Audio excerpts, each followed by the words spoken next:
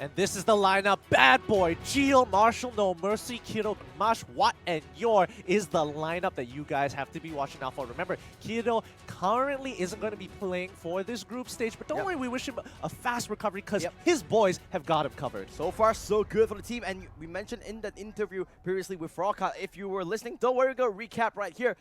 He is right now in recovery because they don't want to rush him back into this.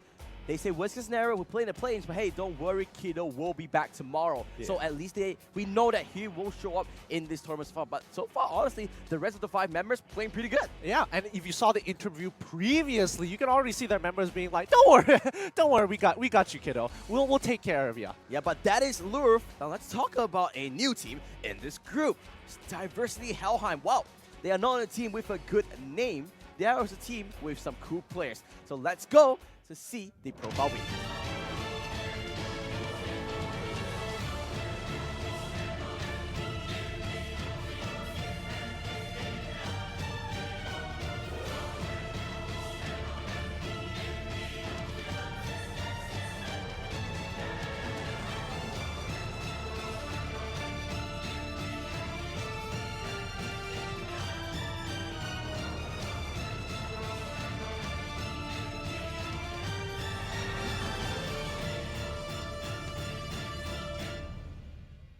Here is Diversity, Helheim, Boom, TV and Prom, King, Paragon, as well as Watt. This is going to be a very interesting game. I really love this team. They've got simple, easy to say names. Yeah. It's super memorable. These guys, they definitely took an A+ class in choosing their names. Good job. I like the Paragon. What's also who? Paragon. I mean, come on. King, Watt, Prom, Deviant, Boom, these guys, I'm excited to see. What's more exciting about their names is more of the potential that they could bring to the MSC here. We don't know whether this team is going to rise above the rest or set a new style of play. I mean, we've seen it before. IDN Nets from Thailand, a lot of people were writing them off. Bam! Top of group stage, 2-0ing, one of the favorites of the competition. Now, same scenario. Diversity Helheim. They are going to go up against Louvre. They just went 2-1. Are they going to go 2-0 again? Oh, I don't know. 2-0, highly possible, highly not possible as well. I don't think we have a good bearing just yet. We're going to prepare for the draft, but in the meantime, Turitzla, Diversity Helheim, maybe? That's what they want to highlight is what? Because both teams has what? Oh, I mean, no. Whoever loses, they need to change their name. They should do that. They should have a wager. That would be so sick. If you lose, you need to take 1 T out. Better because yet. I deserve the 2 Ts. Ooh. Ooh, that would be even more interesting. During play-ins, somebody needs to go for a 1v1 live on stage. Oh, the what playoff. Oh, fighting for that. The right to have, who is the true Watt? Who is the true A lot Watt, of energy in this conversation at the moment. Plenty of currency to go through. But honestly, for both of these teams, I'm excited to see Diversity Helheim because, again, looking at their previous playoffs, they look interesting, but you don't know how they really compare up to a lot of these teams. And you can see, like, oh, they go into playoffs. Let's go into the draft real quick, and I'll continue. They go into their playoffs. They're like, oh, yeah, our own region, we can handle them. Internationally, you have to prepare so differently, and I think all of these teams are so ready to bring their A game that it's impressive to see how much they've evolved in such a short period of time. I like this. Look at Diversity Helheim. All of their names are caps, but the really cool one is like, look, what on the left side is just screaming, what? And then Louvre has just a cool name. It's like, so do we what? refer? No, wait. You know, like Diversity Helheim's like, what? And then Louvre is like, what? So is that how we're going to refer to them? Just mid-cast, be like, what? Or like, what? We'll see how it goes. We're probably going to identify them by what and what. But okay, we're also going to stop doing that because that's going to hurt a lot of people's ears right there. But let's go with the bads. Yeah. Claude on the side of Diversity Helheim. Louvre going to take it away from Harif here. They prioritize getting rid of this Claude here, so I don't think they want to look to get rid of... I don't... Lunox, maybe? Okay, there's one more thing I want to talk about the Watts. Okay. Watt also the only member on the other hand that has a full stop is Watt. Is that how they define each other? That's how they mimic each other. That's how they mimic each other. Except he's got a little bit of space. Space. The distance is... Yeah, Kaja getting banned out as well this time around. Now, Rock, okay. Lunox, both lefts open. Helheim definitely going to be able to pick up one of them. Lurv here, they pretty much want to open the floodgates at this point. There's no reason for them to ban out one or the other, because at least you guarantee one for yourself. Yeah, they're still taking some time to go through into this. I think the weight of how important Grok for both of these teams is currently being weighed at the balance right now. Lurv is deciding, all right, Lunox is probably going to go through, or we can ban it out and give them Grok. Do we prioritize Grok or not? But it looks like they don't prioritize Grok as much as that Lunox. Get her out of there. Get out of my face. I think she'll be a Grok. There should be a Grok pick here from Diversity Helheim. But Lurv, what are they going to reply with? They have a lot of, picks that they can take up, right? Hayabusa is one of them that they can go for. But on the other hand, you don't know. There's so many things to go for. But Diversity Helheim, they're not even hovering the Grok. They're thinking about this. Yeah, they really are thinking about this. I mean, for Lure Esports, I think this, if they do lock in the, if Diversity do lock in the Grok, Diversity have to think about the Terizla pick now, because Terizla can actually get harassed very, very painfully by the Grok, and there's not a lot of counterplay to it, especially since the slow doesn't apply if Grok has his passive on. Yeah, I think so too. Lurv now back into the other hands. Do they want to go for the Hayabusa like they did? And the Cho is open. Left open as well. Immediate locked in. We saw Zorn yesterday from GeekFam just pulling a play, and oh my god. What war are we in? Terizla is first rotation worthy. If you look, is it snowing in Philippines? It's snowing. Oh man, I wouldn't have imagined that the day I would see Terizla get continuously picked within the first rotation twice in a row from the side of Lurv, and even they're just laughing about it like, all right. Terizla is going to be something to deal with. However, I think Diversity Helheim, since they have the Grok, they have a lot of ways to actually deal with him. Plus, they can start building their composition to actually deal with their composition anyway, and I think Diggy is a great way. That's an early Diggy coming up on the side of Diversity Helheim. I expect them to pick up their nature. Yep, they want the Kimi, so this is a full-on early game composition. We saw this yesterday with IDNS. What they want to do here is they want to break the first turret as soon as possible, try and pressure as much as they can. There is a possibility, but I think that would have been more clear if they picked the Lolita instead. But having the Diggy is absolutely monumental here, because if they get a lead, they're able to push it even further. And Grok, if they have a kill team of 3 people, just the Kimi, Diggy, and Grok alone, pre-level 4, would be good enough to start chunking people out from really far ranges. But the thing is that Terizla does really well in those early circumstances because of the execution strike. He has such high base damages. How is he going to land it on a Kimi and a Diggy? As long as they stay back, they just throw in their auto alarm bombs and be like, stay back, demon! Reverse time! Go back! Don't come in near me. But Carry does get locked in since the Claw was taken out already, so that's both marksmen locked in for both teams. What are they going to go for next here? Yeah. With Watt locking in that carry, that does secure their scaling potential towards the later stages of the game. However, Diversity Helheim, very smart here, instantly banning out the Hayabusa because their team composition won't be able to deal with him much later on. So better now, ban him now. You don't want to pick him for yourself anyway. I think they want to have a stronger side lane, more likely to be the Thamos, I would assume, or maybe even a Leomord for their picks. There goes the Gushing. Okay. I think Lurv is going to pick up their mage. Selena still up in the table. Kagura as well if they want to go for that. Or, you know what? What did it once? Why not do it again? Kadita, something to just think about as well. I think Lurv might want to pick up Selena here, or maybe even Guinevere, because they want to deny it off of Diversity Helheim. If they pick up Selena in their second rotation, they've got a really, really strong composition at level 2 itself. You can basically pressure everybody off of any objective you want. Hovering over the Esmeralda, I'm interested, but let's see how this goes. They do want to maybe think about that. Esmeralda pretty strong. The Falling Star Moon, definitely something to think of, and you can always just take out the shield from Shimpo from Cho with the Frostwind shield. And I don't think anybody's going to bother with the Aegis at this point. Yeah. Pop Aegis, oh, well, it's gone. My Aegis. Leomord is getting hovered over. They do have some sort of, counter with the Cho. Yeah. Let's see what they want to go for. I think what Diversity Helheim is going to struggle a little bit with is going to be controlling lane priority if they do the wrong pairings here. Okay, so if Kimi goes with Grok, that means Esmeralda is going to be going with Diggy, and they don't exactly have the best wave clear. Yeah, I think so too. Going back into it, Marshall, he needs to pick out a tank. Akai still left in the table if he wants to go for that. Maybe he wants to go for a little bit of a throwback.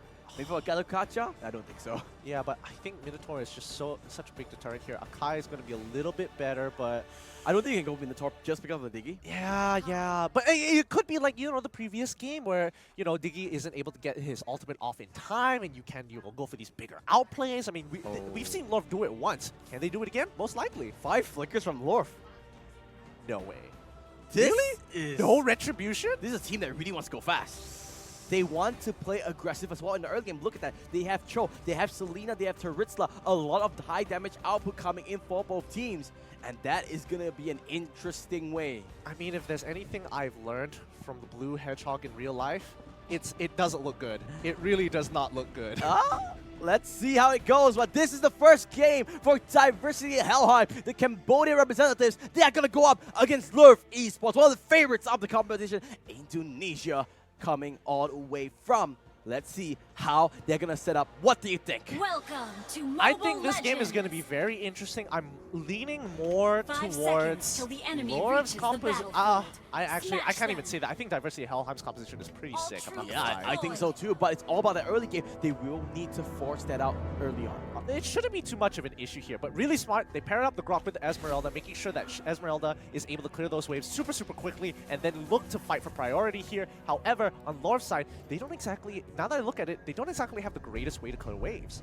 Yeah, I think, yeah, that's true. They have 2 waves. As long as they have their dual lanes, they have priority 24/7. So the turrets are going to be in that bottom lane, just trying to cut the way for Leomon. They're just going to sacrifice Leomon. Yeah, they're just like, you know what, Leomon, you just try to stay alive. Oh, this is so dirty. They can't even walk back. And then here comes the alarm. It doesn't matter. Forced up the flicker from Yor. Wait, hold on. Did he? Divya took Magic Worship. Oh my goodness. No. You can see they want to force, But the thing is that at least LOUVRE, they were able to clear out all the minions, so no damage done onto that turret. That is the main thing for LOUVRE Esports. Diversity Helheim, remember, they have this Kimi, they want to force things out. I think they want to, instead of looking at... that is true. They are sending 4 members up to the top side of the map. They're completely pushing them off. They should be able to take this with no issues whatsoever, but they're going to quickly reply with LOUVRE rotating, switching it up, sending their dual laners down to the bot side, and Taritzla, they quickly clear mid. Yep, they do at least get the turret in that second wave. That is the timer that you want to go for. Now, they need to rotate to the mid lane. They need to try and protect that ASAP. Should be able to get there, in time. They should be able to clear that off, but this is looking to be a very interesting fight that LOUVRE does not want to deal with. But however, Watt is already level 4. Masha's like, yeah, you can catch me. Can't catch me, boy. Can't catch me. Oh, it's like, yo, he wants him. come and fight me, bruh. I like the little communications between the two teams. It's like, I'm coming for you, boy. I'm coming for you. The Just team wait. might speak different languages, but everyone understands ML. Yeah, everyone loves emotes. Oh, big stun, Arrow. but not going to be enough. This is going to be one big fight coming in on the side of Turtle. Gio already has level 4 on the side of the Taritzla, so it won't have that penalty zone unlocked. I think Diversity Helheim has a better level 4, to be perfectly honest. Oh, the battle. So Arrow trying to find up. There goes the ultimate there. But what's super low? He's just going to go down straight away. Masha will sacrifice his own life. Paragon doesn't land onto anything. Gio penalty zone lands on the tree, but he's dead enough damage. Purify comes in straight away. What? Trying to find any form of damage, but they don't get anything. The only saving grace coming out on the side of LOUVRE is that, hey, at least Carry is still farming the top side. Unfortunately, Gio probably should have held up his 3rd execution strike. Oh, wait, hold on! Prom, he's in trouble. He's in so much trouble right now. Prom needs to try to be careful here, and Yor jumps into the battle, not enough. Finally, last all attack and an execution strike with the song from Jill. Falling downward, coming in, Stardust that's coming, doing a lot of damage. Kimi has finally stayed alive, but the damage reduction just doing so much for the Taritzla. Not gonna be enough. Paragon eats an arrow, gonna stop that pursuit. Good damage coming out from Watt. Looks like it will be able to get away scot-free. However, one thing that Diversity Helheim needs to address is this carry. He's just farming non-stop. I mean, so far, Diversity Helheim are doing a decent job, but LOUVRE is coming up on top in a lot of these trades. Is that objective worth it? And honestly, it was looking good for them, but LOUVRE have definitely turned it around and started to pick up the lead. Yeah, they are definitely doing something here. But the thing is that, remember, they have an early game team competition coming up for Diversity Helheim. They need that lead, and now LOUVRE is the one in the driver's seat. They need to quickly find something to push them into the forward. Yeah, they need to force a lot of situations here because Diversity Helheim, they're sticking S5 very, very often, which means that they're losing pressure across the map. You're in the backside. Paragon gonna be fouled here, but the Purifier will find him a lot. Burrow does go over to Helheim. Finally, that's one small little win. Phantom Steed is here. They want to fight though. There goes Masha. Boom! Goes the Joe, but they want to go for a little bit more. Good start here. Falling start. We're gonna find the archive. There goes the penalty zone. Another kill going over. They're just trading blow for blow. Your should be going down. That's gonna be a 2 for 2. Meanwhile, all this time, Carry is just farming. They are buying so much time for this marksman to farm. Oh yeah, I completely forgot to mention that Gio can't kill Watt at all. Just look at him. He can't do anything, and I think I forgot to mention that Esmeralda is actually in a 1v1 situation is the perfect counter. But then again, it's Esmeralda. Nobody can really kill her to begin with. Yes, because you know what? If you stay alive, I get more shields. So that's, you know what, a win-win situation. It's a win-win situation. But I honestly want to see Bad Boy's items here. Let's look at it. Ooh, getting very, very close to that endless battle. But another objective claimed by Diversity. Helheim here, 2 for 2. Oh, blow for blow, a tit for tat, an eye for an eye. Whatever adjectives you want to use, that's basically explaining it. Both teams going neck and neck. Okay, the sprint being popped by Boom here. Do they want to force this out? The rest of the team doesn't seem like they want to force it just yet. Oh, but Watt... That's a big mistake coming up, but Boom doesn't go down. They find it. They find the Carry. Carry getting controlled out. He's trying to just kite this out, but the damage from Carry comes out, and they do finally finish him off. What? Do at least snipes away the Diggy. Do they want to go for the chase? 1 against 1. This is the battle we're waiting for. There goes the battle zone. Only find a Paragon Purify. We immediately just cancel out Ju. Doing what he can to survive on this, but 4 members are true. Here comes the Purify. Here comes the Flicker Prom across the wall. Gets the kill on the Tarisla. Cambodia says, hello, guys. I'm joining the party. Oh man, Watt misses that last abyssal arrow, the second last arrow. If that hit, I think that would have been able to save one of their members to get out a little bit faster, but unfortunately, it's going to be absolutely fine for now. However, the goal lead is slowly turning over to LOUVRE Esports' favor. The next team fight is going to be in 5 seconds. They want to get that turtle. Resurrecting Can soon. see they're slowly just clearing out the ways, making sure that they have that perfect scenario to fight. They don't want to lose any turrets unnecessarily. Keep your eyes on Turtle here because that's going to be the next point of contention for both of these teams. Oh, okay, they started Turtle. Oh, but you look can at see Masha. Masha is in the backside. They can go for the flag here. Masha looking Oh! to Magic Kondo. He finds it, but beautiful Purify coming in on the side of Paragon. They do still about look at what? He's just unkillable. He's just going a ring around the rosy merry-go-round. He gets the turtle, and he's not done. He wants a lot more. He gets the kill on the Tarista. LOUVRE finding them in a little bit of a pickle, and the other one has to walk away. He's like, okay. All caps, a little bit scary. All caps. He's serious, man. He's serious. He's serious about this, and definitely Diversity. How I'm serious about this push. They get the mid turret, and they are not looking to stop here. Yeah, I think Esmeralda, she's got that ultimate again. She's ready to go in. They just need to clump up a little bit more. Remember, Paragon just constantly doing so much damage to the turret. They have the extra armor plating in that early stage, but it's not going to be enough. Deviant, super low, does pop the time journey, so at least his members does get that crowd control resistance. They do manage to run away scot-free. Blade of Despair already purchased. What? What? What? Went in. He thought he got a good opportunity, but he's getting caught out. He goes down straight away, but they do trade both of them. But you're trying to continue up the fight. There goes the arrow, lands on the prom. He says, hey, I didn't get to enjoy my prom, and you are going to go down. 1v4, not going to be dead, but what shows up with a maniac? How about that for a good name? That was a huge play coming in from LOUVRE's Watt there. So beautiful. Cuts them down one by one. Bails out with the human form, with the abyssal form. It's just, what can you do? You literally have no counterplay to that. What so far, for me personally, MVP of LOUVRE. That first series, perfectly played on the Kadita. Right now, it's Selena. Well, you know what? Why not tip your Fedora? Because he's been playing extremely well. Yeah, I think he has definitely Watt has an eye. LOUVRE's Watt, I have to state which Yeah. Watt. LOUVRE's Watt has a very good eye for opportunity. Once, he doesn't necessarily have to land the abyssal arrows, he just needs to see an opportunity to go in, deal the damage, go back out, and maybe follow it up with an abyssal arrow, or maybe even the traps is enough to trigger his passive. Oh, meanwhile, this Tarisla has not really been effective. I don't know if you agree with me here. I think he's good peel damage overall, but I don't think he's made, you know, the big play that we were hoping for. Yeah, he's so far not really finding those opportunities. And remember, later stages, he's becoming more of a stun bot more than a damage because his damage output will slowly scale off. He works like that pseudo tank. He's really difficult to kill. He heals. Oh, hold on. Chikondo, but quick fingers from Deviant, making sure that Masha doesn't get anywhere. Is there good Hurricane dance. That's the Esmeralda. There's the stun. That's a big one. Penalties on lands on the tree. Phantom Steed does pull through a prop. Do they want to go? Yeah, that's a 5-man wow charge, and now they can go. But no, what's SK? I'm still a Selena. I still have a lot of damage. Finds another one. Kimmy on the side of Paragon. There goes the maximum charge. The sniper from Cambodia just shuts down one. And he wants to go a little bit more. Yo, force out the flicker. They want to go for his inhibitor, Gideon. Yeah, I think they're going to be able to take this inhibitor as long as Jill, he can absorb the shots. He really doesn't care about his life total as long as the team is able to take this inhibitor turret. And now they've got a huge goal lead on their hands. 5K for the side of Lord Esports. Lord is up. They're going to reset and look to get priority over the lanes before they walk on over to Lord. They're forcing this. They're forcing this. Look. Diversity Helheim. They know they're behind. They want to get a pick off. They do find Jill. Reverse time will be there. Penalty zone lands on the tree. Remember, he does have that blows out X. Hurricane does not pick up. By the time Jill is there, Jill, he will finally go down. But remember, this is a ward on Esmeralda. Finally not getting caught out. He can do his full damage. The problem is getting kited out. Bestow arrow will not land. One in the front. Nice. Doing what he can. Getting controlled up. He's trying to keep up his shield. He's doing all he can, but it's not going to be enough. They have to back off here, Diversity Helheim. Yeah, but so far Esmeralda, a lot of their members are down. They don't have the big ultimates to actually get the CC off. So as long as Watt doesn't get hit by those long-range abyssal arrows, I think he's going to be okay and able to hold on his own. I've seen this show before. The back door. The back door? Not a Thomas. Now it's a Joe. I think both of them are still just as good, but let's see. Lord here, huge lead, will be able to sit right on top of Lord, and I don't think Diversity Helheim can really contest this just yet. They need to go.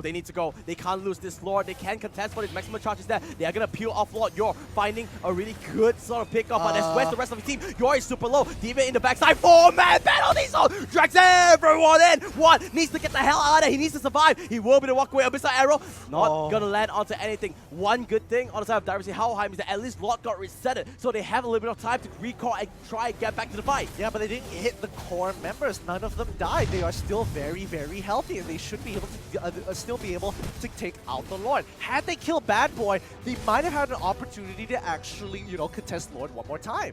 But one thing I want to say here, Cambodia showing up in this series not as easy as you think. Yeah, I think definitely Lurf sort of disrespects Esmeralda, but now once they start playing around it, it's become a little bit more of a manageable game for them. However, this could turn around because Esmeralda is still pretty unkillable if she gets into that back line. So the question is it going to be a regular, front line to front line, back line to front line, or is it going to be back to front? I think it's going to be a front line to front line. Both teams, they have really strong tanks. That's what they want to go for. See though, Lord is onto the top side here. Ooh, Immortality already purchased by that show. That's going to be a big buy because that means he can go in, feel no regrets, purposefully die, maybe even get away with the dragon for his team. Well, let's see whether they can find any pickoffs on the side of Marsha. This show so far, finding a lot of key targets. Room not dead. Oh my god, the Chico. They find the Diggy. However, time to does get popped out. Wild Charge does land onto 3 members, but no follow. What? Falling Star Moon lands on the show. Phantom Steed as well. You can see they're trying to pull the trigger, but they cannot find the correct angle. The problem is that Tarn is really a huge deterrent. They got the pick on the Diggy, which is huge. Now they just have to slowly wait until their ultimates come back up before they commit to this next fight. They need a Q Lord. They can't waste this up. They do have a lot of damage. Oh, arrow's not there. Penalty zone not gonna land. Have they committed a little bit more? Marsha is gonna go down. Coming through. It goes a beautiful kill onto the Cho. It is a 4v4 falling star. Then on the street, this is the big turnaround. Your good ultimate there from your Hurricane Dance will force everyone out. Deviant says, hey, I'm back. But yeah, Wad was actually a huge pivotal point for that team to actually protect themselves. Because remember, Diversity Helheim has the better wave clear. Lorv doesn't. They're looking to play off of Diversity Helheim's mistakes. They're looking to punish them, and you can already see that the gold lead is in their favor. However, ending the game is going to require a little bit more than just gold. You need that extra pushing power. To be fair, both Watts have been on point. Yeah, they are 7-3 and 5, 7-2 and 7. The names are not the only thing that's similar. They're KDAs as well. I swear, maybe it's going to be one of those things where it's like, oh, everyone wants to have some kind of variation of Just No Limit. Now it's just going to be everybody wants some variation of want to give them that power. Well, let's see whether that continues. Because so far, Lure Esports is the one in the driver's seat. Ooh, they're still keeping together, which is a very good idea. They don't want to split up too far. Maybe only for Prom, because he can take people on 1v1, not so badly, but it's still really, really risky if they walk anywhere further than that river line. Yeah, see Paragon. He's slowly going to fall off now because this Kimmy, he doesn't have that much damage anymore after that recent nerf on that recent patch. so he's gonna find it hard. He needs more items before he can really do a good amount of hurt to the tank line. Not to mention that he took the Emblem Mage Slayer, so it's Mage Killer. It's not going to help him outscale into this game. Oh, boom! Needs to be careful. There goes a good output. Diggy once again gets caught out, but here comes the time journey. This was a good disengage. Jill did use the penalty zone. Didn't find anyone. Both teams gonna disengage from this. A little slow on the follow-up, but at least they get, you know, it looked good in theory. However, the follow-up was just a little too slow to actually completely destroy Deviant here, so he does get out with that time journey. So once again, are you ready for a 42-minute game? No, don't do this to me. Don't do this to me, Matthew. Oh, but first, when the items do come up, we gotta play the game. How many more? How many immortalities has been purchased? There should be like, you know, a little jingle for it. No, not yet. Not yet. Make an entire show. I think it's 2 on Louvre at the moment. Yeah, I think it's 2. Maybe. So, I didn't know. count. I need It's 1 your. and then Turitza also has it. Yeah, so 2 immortalities in Oh, the wait, back 3. pocket of the floor. That's 3 immortalities overall. Marsha also has 1. Yeah. So it's gonna be hard to kill. Well, Deviant needs to be careful. He's so forward there. Masha almost getting caught. The reverse time against the wall. This could be it. The Wave Dragon does get forced out. Phantom Steed as well. Can they go for Yor? Yor does force out the ultimate. Mr. Arrow landing onto Prom. They waste away the time journey. That's a big cooldown off, and now Louvre, maybe they want to chase. Hey, I mean, you're saying it's a big ultimate, but they wasted 2 of theirs to make sure they don't get caught out. Hurricane Dance as well as the Way of the Dragon has been popped already. Those are 2 very key ultimates for Louvre to either disengage or really just lock down a fight. That's a Divine Glaive purchase. Paragon's gonna hit a little bit harder now, but Lord has been started. This could be the big ending, the epic climactic finale after this game. Let's see how it goes. Louvre so far, just pulling up a line. Oh no, Kim is down. Kim is down. Not sure. I think he got sniped down by the Abyssal Arrow. That is a big issue. Louvre, they have their sights onto Lord, but the 4 members of Helheim looks like they do not want to give this up. They are gonna peel off. They see boom. They back off. Deviant just tried to buy time penalties onto the Diggy. Diggy gonna force it out, and Lord has been slain now. Helheim, they just need to back off. Will the Dragon gonna be enough of damage? Abyssal Arrow landing the Prom. He does get his Phantom Steed. He's trying to back off. Where is the knock up? There's the damage. There's the kill. 2 more members left, but I think this is gonna be all she wrote. What manages to dodge it out, but he will not be able to save the game. Falling Star Moon lands on the tree. Deviant doing what he can, but he's definitely gonna go down here. What? All the way into the base. Louvre, they want to end this. They want to buy the time, and this is gonna be game 1 over to the Indonesian squad. Louvre once more standing above the competition. Confident boys here as they show a little bit of their personality in their fever of victory. Yep, they say cheese. 2 fingers up. Congratulations, but it's only game 1. Diversity Helheim got to step up a little bit more here. Their draft was looking decently good, but they couldn't play their own game. They had a very clear strategy. Yeah, but to be honest, Diversity Helheim, they played really, really well. You can see the coach coming in, just giving instructions, saying, why did you do this? You can see really, really good. At least they understand this is not the end of it. But let's look at the end game stats here. Looking at Gio, you can see that he quickly changes over his build. He realizes, yeah, I don't do enough damage. Both Bad Boy and Wa are like completely destroying their lanes. So I'm gonna quickly switch over my build to something a little bit more tanky and play that tank role. Yes, indeed. And you can see straight away, congratulations over to Louvre. But once again, their job is not done yet. I'm liking what Louvre's what on that Selena. 8, 2, and 9. He did so much damage, and he just sniped away the Kimmy just in time when he bought Divine Glaive as well. Not to mention that both Watts, very similar damage.